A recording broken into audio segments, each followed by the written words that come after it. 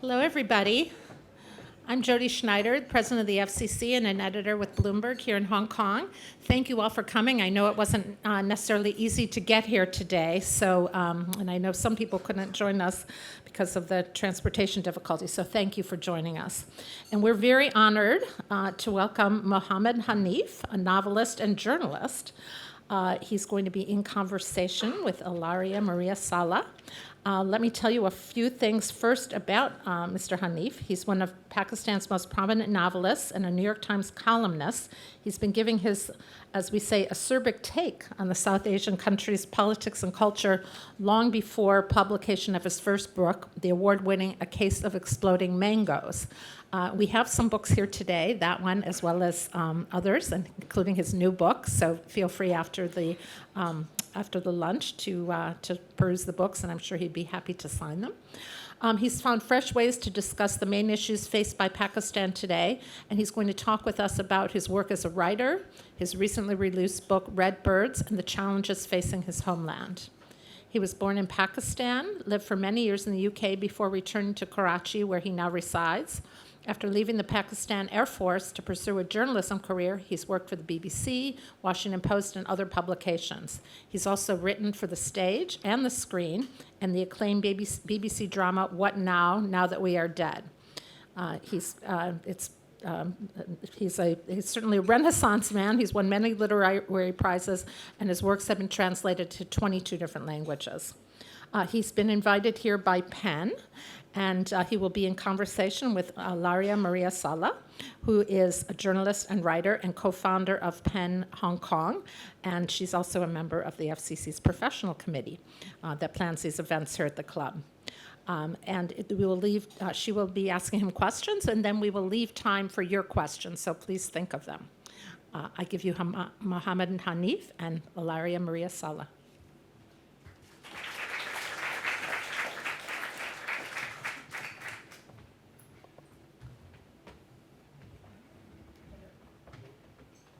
Hello? Oh. Hello, everyone, and thank you very much, Jody, for your kind introduction, and thank you all for coming here today in spite of some transport problems. Before I start, just a few words about Penn Hong Kong,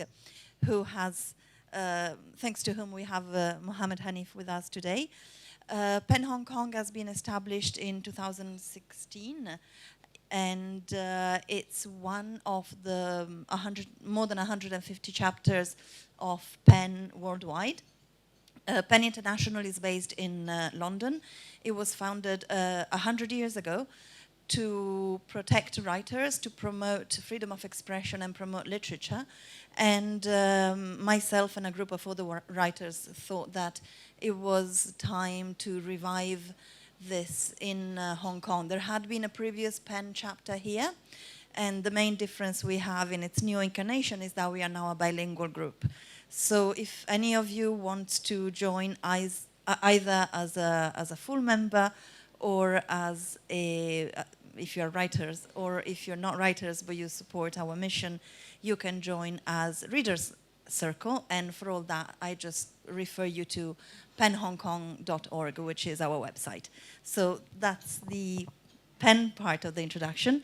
And I want to introduce Mohammed because Jody did such a good job already. So I will just start by asking some questions. And as we said, afterwards we're going to open this to the public, which means I'll start from the more literary part. I'll start from the books. I see some of you have brought over your older edition of books that you have already read, so I assume you're familiar with with his work. So Mohammed has written 3 novels. The first one is A Case of Exploding Mangoes, then Our Lady of Alice Batty, and one that came out just last year, Red Birds. These 3 books are extremely different, one from the other, in terms of the topic that you have chosen. So I would like you to start by exploring a bit how you went from one to the other. And I would like to start from A Case of Exploding Mangoes, which is a book that is based in Pakistan, starts from a true story, and is probably the one where you analyze the most and most in detail Pakistani politics and certain parts of Pakistani elite society or ruling society. Could you tell us a bit more about why that was the first novel that came out of you, in a sense, the first book that you felt an impulse, an urge to write, and just talk to us about A Case of Exploding Mangoes. Thank you, Ilaria. Thank you for having me, and thank you for coming. I think you used an interesting phrase that that the book came out of me, which is probably true. Like many people, young people who like reading books, reading stories, reading novels. So I was also one of those lost young man who kind of found sort of cover in reading novels from various parts of the world. I spent my youth in Pakistan Air Force, and normally you don't go to the armed forces to read books. That's not their point. I don't know what Chinese army does for entertainment, but in Pakistan armed forces, they have like really big, huge, well-stocked libraries. So I spent a lot of time in those libraries because actually nobody ever went there. So mostly it was just me and a huge library. So kind of ended up reading a lot at the cost of becoming a good officer. I became a very good reader, which is not a huge qualification if you are in the armed forces. So I think people who kind of read a lot, at some point they start having this bizarre idea that they can write a book too. This is, it's probably a more common sort of delusion than we think. I mean, most people think that they have a book in them, at least one book in them, and they think that either their life has been so fascinating that it's worth a book, or as a senior writer once told me, that everybody thinks that they have a book in them, but they also have like 2 kidneys in them. You don't take them out and start showing them to people. You just keep it inside you. So I became a journalist, and I still had these delusions that one day I'm going to write a novel.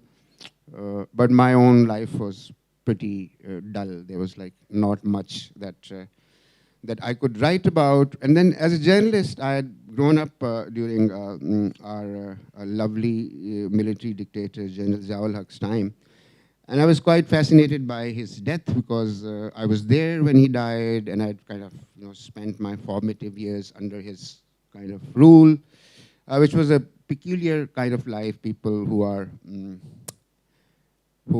have lived in dictatorships, they can kind of identify that changes a lot of things. It kind of changes your culture, it changes your relationship with the state institutions. So one day suddenly, and dictatorships, good dictators also have this quality about them that they give you the feeling that they're never going to go away, that they are going to. So he'd been around for 11 years, and our kind of collective memory is that, this man is always there on TV every single night. So where is he going to go? And suddenly one day, his plane blew up in the air. So it was a very dramatic moment in Pakistan's history.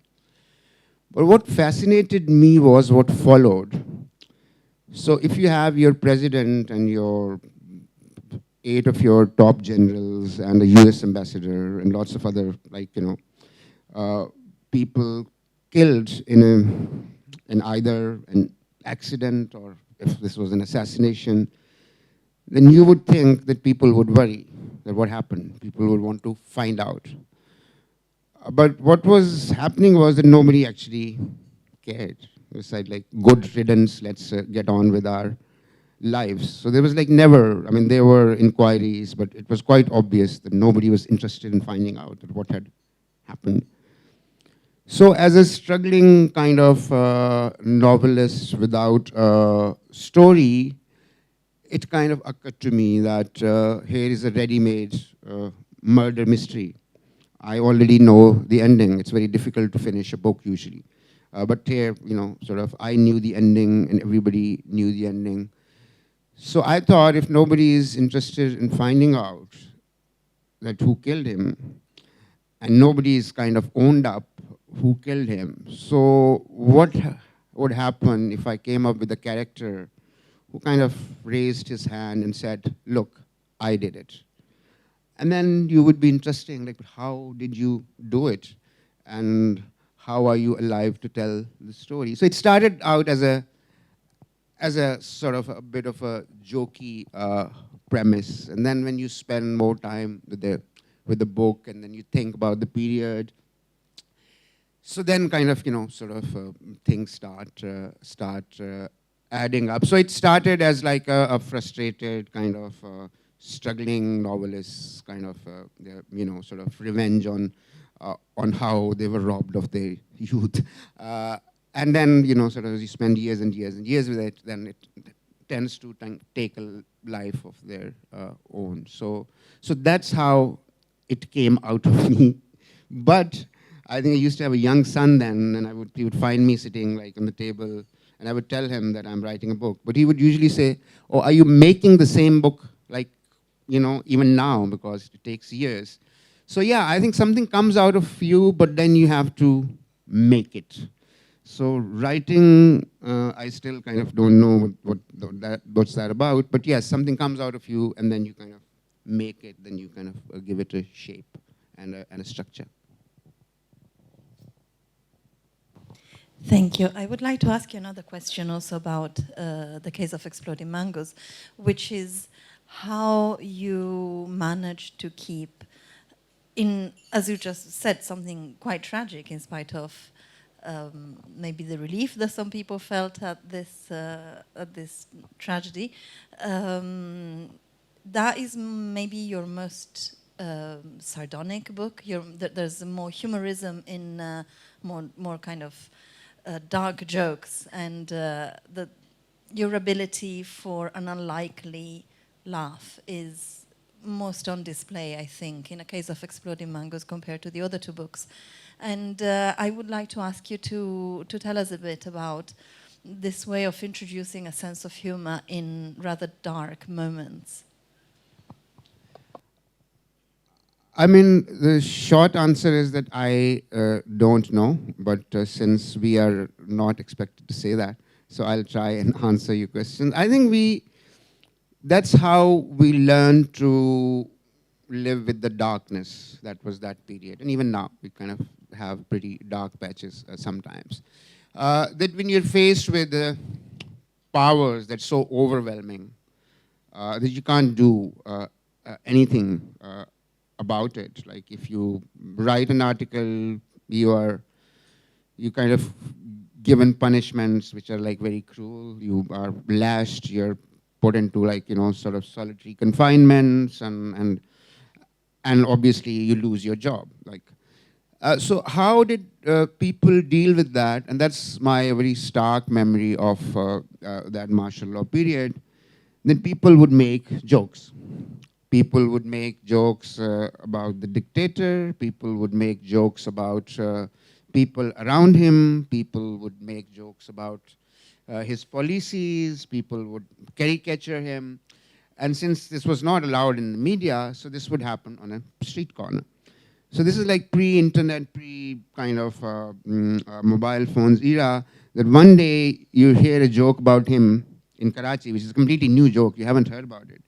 And next day, you're in Peshawar, which is like the furthest from Karachi, and you will hear the same joke about him there. So these things traveled. So people kind of came up with this way of like what we call political analysis now, or political commentary. That would be like basically a little joke about something. You kind of tell them that this horrible thing has happened today. And they would explain it to you by making a joke about it. So I think it was a way of dealing with that overwhelming kind of oppression. I think it gave people like a little sense of power that, okay, I can't do anything about him, but surely I can make fun of him. So I think it became like a part of our street culture, that the kind of this decorum, this respect that you're supposed to have for like this pompous man, you actually don't have it. So it's almost your duty to kind of, to come up with the joke about him. And since he was around for a very long time, he kind of got into the game. So sometimes he will tell journalists jokes about himself that he'd heard from other journalists. So yes, so I don't quite know if it kind of does anything to the powers that be. If kind of, I still am not sure about them, that if it can bring like, a dictator down a joke. But I think it does empower people to a certain extent. It kind of helps them deal with that fear that was part of our daily lives. And since kind of, I've spent a lot of time on street corners and like, sort of little cafes, so you always heard that was how people talked. That was like how politics was discussed, through sort of sometimes elaborate and complicated and sophisticated jokes, sometimes like silly jokes, and sometimes just like, plain like, abuse. So there is like a scale of those things that we use to tell our story in a way. So I think that must have influenced when I started writing. That I kind of picked up that scale that was being used on the streets, and kind of normal people's understanding of how power works and how it should be dealt with. So I think it probably came from there. Mm-hmm. Thank you. Moving on to Our Lady of Alice Batty, your second novel. That is a deeply different book, both in the structure and in the theme.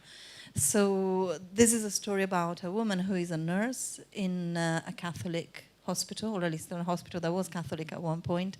So it's both a look at a religious minority and a the one gender that has been less powerful, and it's also the story about a woman negotiating abuse both on the workplace and in the home. How did you enter into the life of Alice Batty, and what made you choose someone who is to some extent an outsider to Pakistani society, Pakistani life? I mean, I don't think a nurse can be an outsider anywhere in the world. They're probably they're there like in the beginning of your life, and they're probably there when you're dying. So they can't be, like, by the sheer nature of their profession. I don't think there are outsiders. I think a couple of things happened after you've written a first book, which people have read and said nice things about. You think, now I'm a writer, I'm a novelist. So. And you are expected to, like, sort of write a second book. In some cases, you've taken some money and spent it, which was the case with me. And again, you're back to the square one. So, okay, I had this one idea, and I've written a book. Where is my second idea? How do you write a second book? Which is a big problem usually. So I asked a writer who'd written 3 books or something. They said, after you've published one book, you still don't know how it's done, but you do know that it can be done because you've done it once. Well, that doesn't mean you know how to do it, but you do know that it is doable because you did it once. So you have to kind of start all over again and start thinking about, sort of where is... So a couple of things that happened. My mother had died of cancer about 20 years ago, and when she was in the hospital in her last days, so I spent like a couple of months like practically living in her room. And I was quite struck by the fact it was like a mid-level, not a very posh hospital, not kind of very well-run hospital either.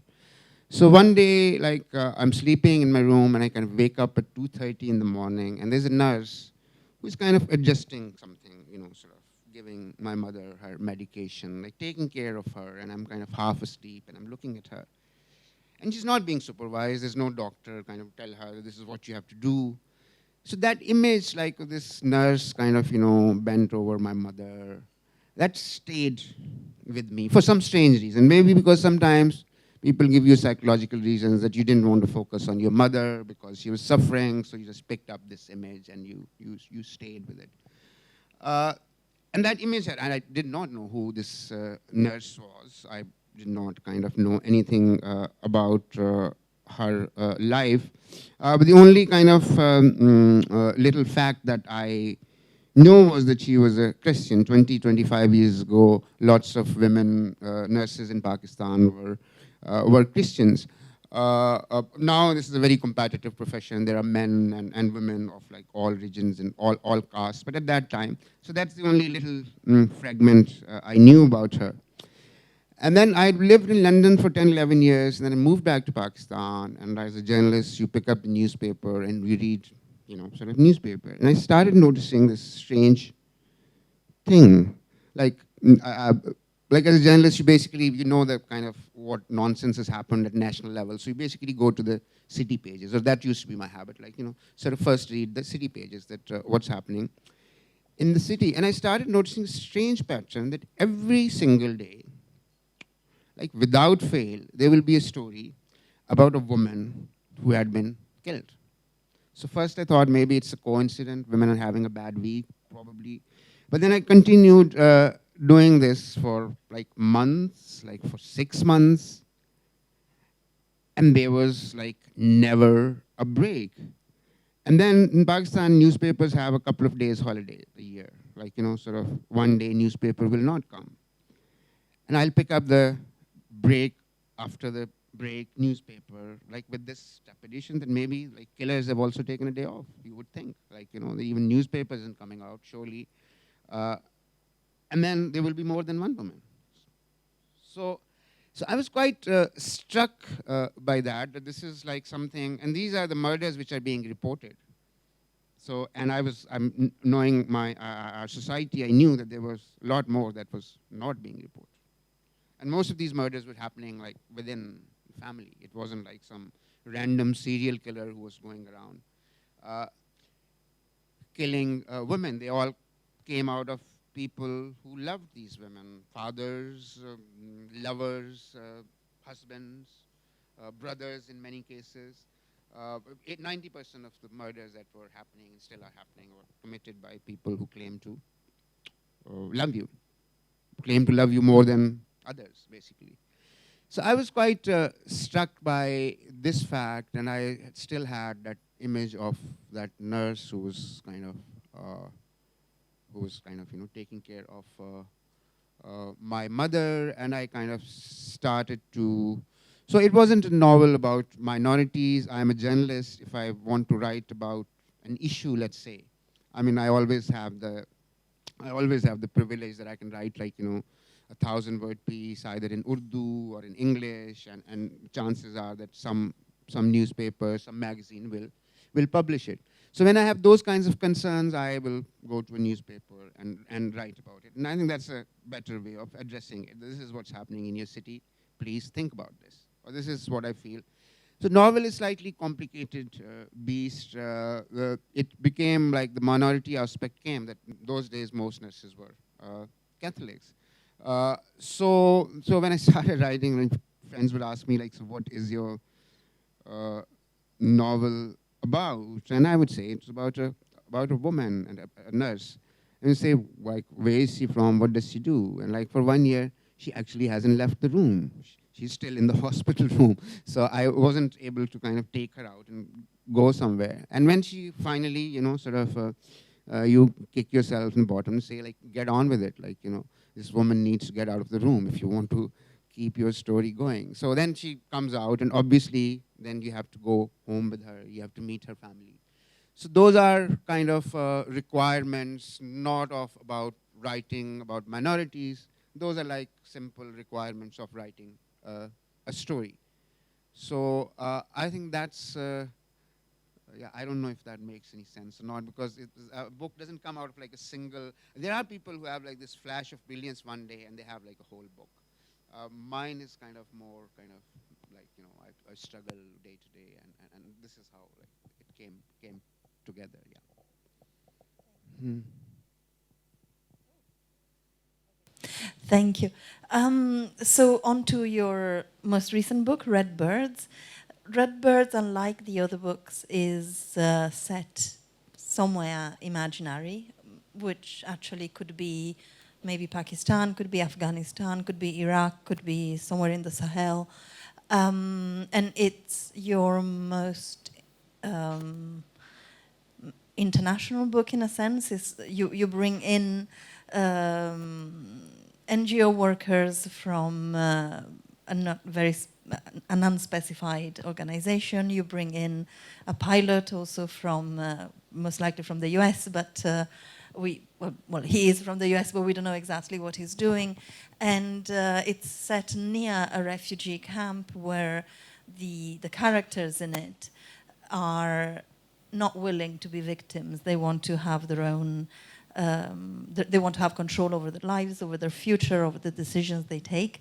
So maybe in a sense, as you just said, if you want to write a news story, you'll write a news story, but yet that feels like a more journalistic book or something that comes out from reflections of more common events kind of ideas. So could you briefly comment on this, and then we can open to the floor for questions? I think it came, I mean, as you grow older, sometimes you kind of look back at your life, that what's been kind of, you know, what's been the sort of what's been the constant theme in your life. And it occurred to me that we've always been at war. So I was born in the year 1965. India and Pakistan went to war. In 71 war, I was in class 1 or 2. When I think I was in class 8, the Soviets invaded Afghanistan, and we tend to forget that that war still goes on, because people say sometimes, you know, especially young people, oh, that this Afghan thing started after 9/11. And I have to remind them, no, dude, it started when I was in class 8. And my son is in university now, and it's still going on. We might have had like a year's break somewhere in between, but it has not stopped. So, and then we've had these wars replicated around the world, always more vicious than the last war.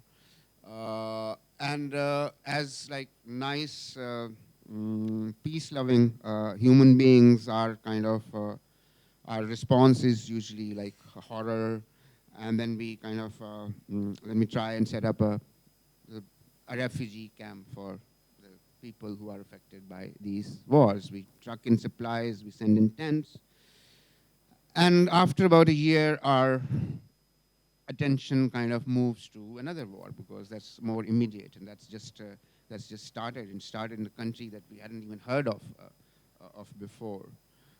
So as a result, we've kind of ended up living in a world I've seen, like, for example, you mentioned Afghanistan, but like 4th generation of refugees is kind of growing up in various places in Pakistan. First, these were like, you know, tent settlements. Now then people kind of, you know, built little temporary houses on them. And we've seen similar situations in Palestine, where like the 4th generation is going on. And now like another generation of Syrians is on the move, trying to find like, you know, sort of a safe bit of corner of the earth where they can, you know, protect their families. So I had been thinking about that a lot, and what is kind of our need to constantly have these wars, and why can't we live without them, and especially that the people who are directly affected by them, because mostly, I mean, including me, like you can, if you have like a I mean, now everything's moved to like phones and everything, but if you have like still an old-fashioned TV and you have like those international kind of news channels, like every day with your TV dinner, you can like watch like a new war, like an ongoing thing. And we somehow have also managed to convince ourselves, people who are like us, relatively privileged, who kind of who don't like wars, that actually we have nothing to do with them. Like that we have no hand in it. Like we are the innocent party. So I'm kind of sometimes troubled by the idea that am I the innocent party? Like how come like I've had wars all my life and I have nothing to do with them? Am I not somehow a beneficiary of them? Am I not like when they say that they are waging this war to protect my child and basically I mean, increasingly, there's only kind of, sort of one war strategy that you have to kill somebody else's children so that your child can be safe.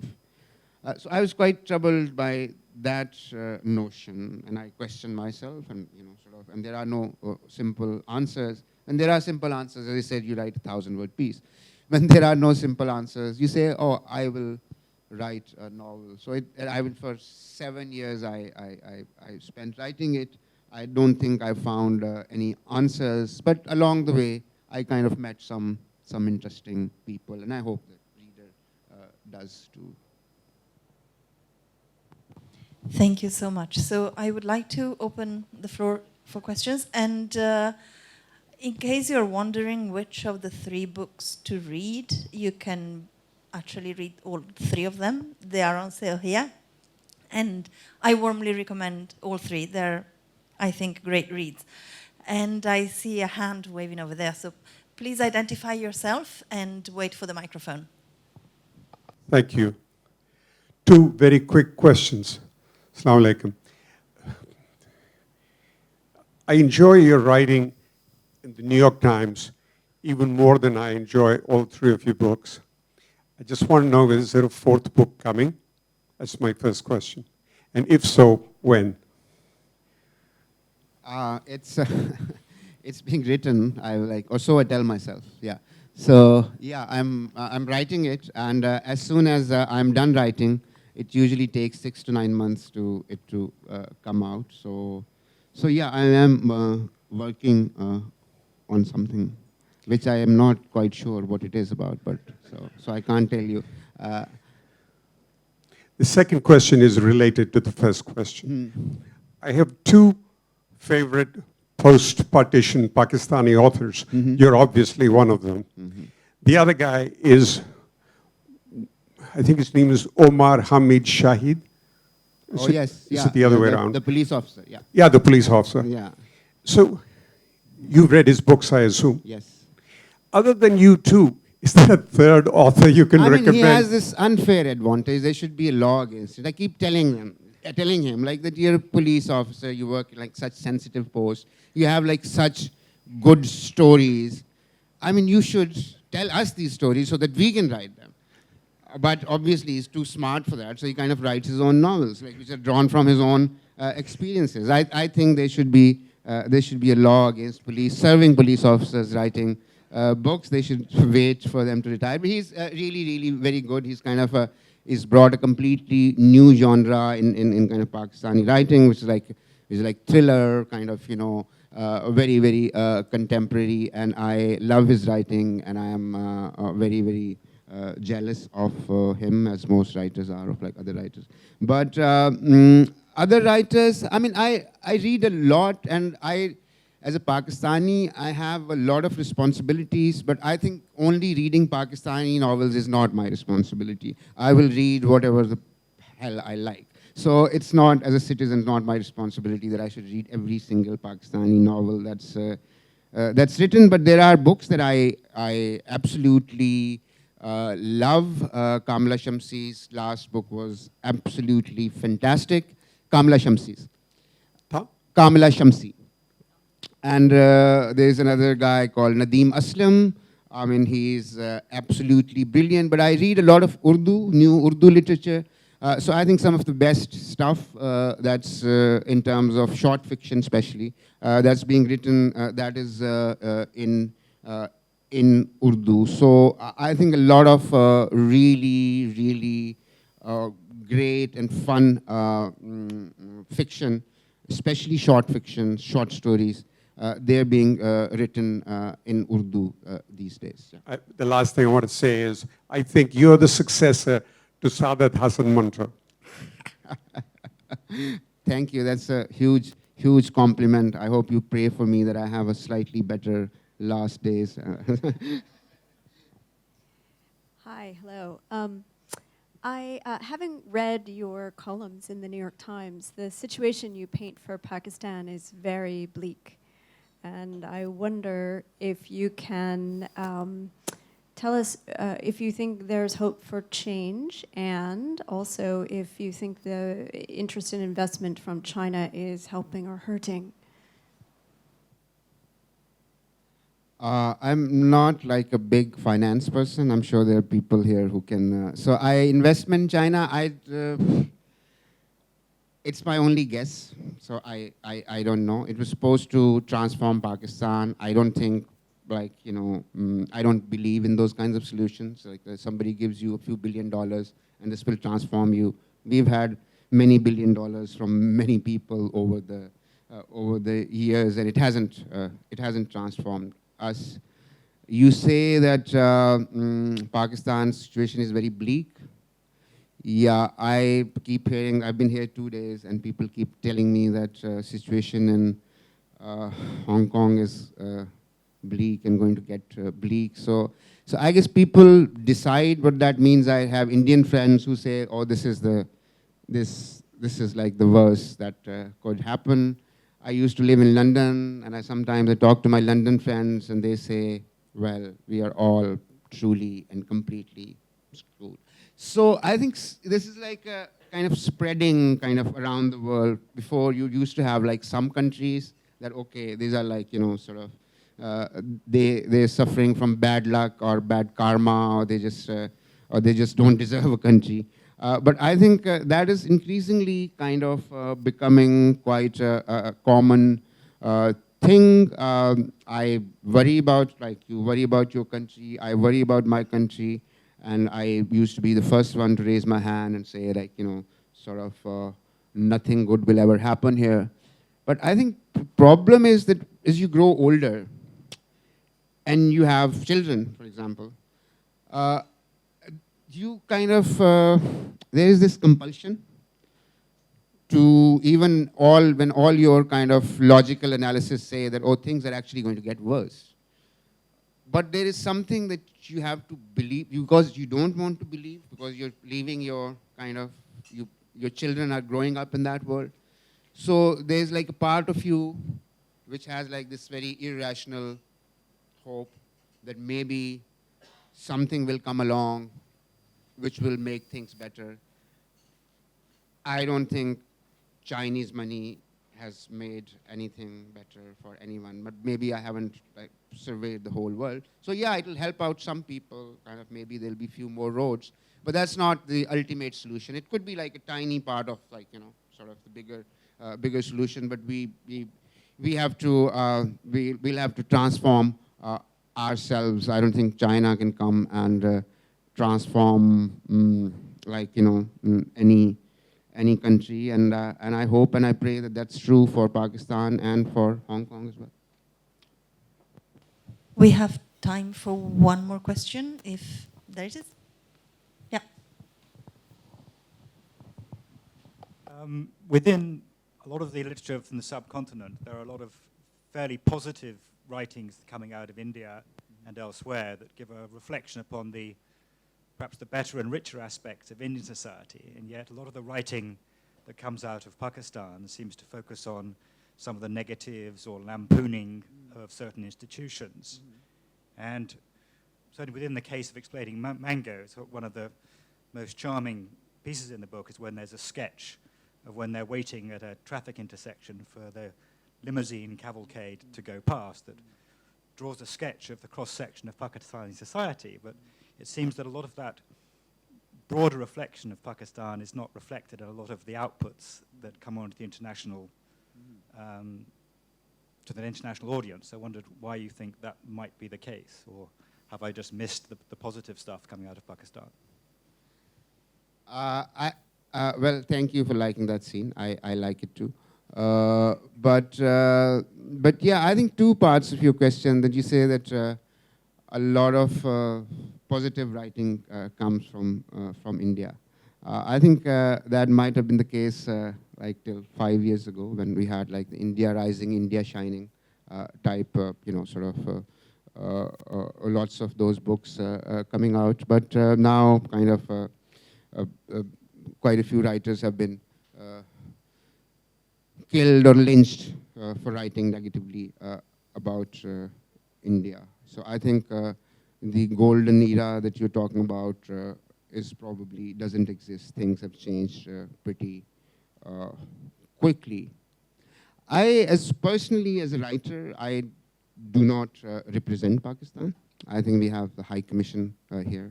That's like their job. And they kind of, they do a good job and they're paid to do it. I think a writer can only kind of represent himself or as a citizen. So I don't think that that a novel is negative or positive. I don't think it's supposed to be negative or positive. It's about people, and within the same person, you can have, sort of one moment they can be completely lovely, and the next moment they can be utter monsters. We ourselves are like that within kind of, a span of an hour. We laugh, we get depressed, we panic about things. So I think novel works like that. It doesn't work like a statement that, oh, Pakistan is a great country or Pakistan is completely screwed. I don't think it works like that. It's like a more complicated beast that you're kind of trying to portray people who kind of, sort of go about their life. And in the end, the idea is not to condemn them. The idea is not to kind of tell you that, hey, look at these bad guys. I think the idea is, with my first book, for example, like people who kind of grew up with me, or they said, oh, actually, you've made this guy quite likable. He was horrible. How have you kind of, completely humanized him? And I took that as a compliment, because that's the whole idea. Because you can't write a book by saying, oh, this guy was really monster and he did so many bad things. So I think the idea is to go beyond that and to kind of and to see if we can kind of, if not empathize, at least understand the monsters amongst us. The idea is not to condemn them, or idea is not to defame your country. The idea is to try and understand it.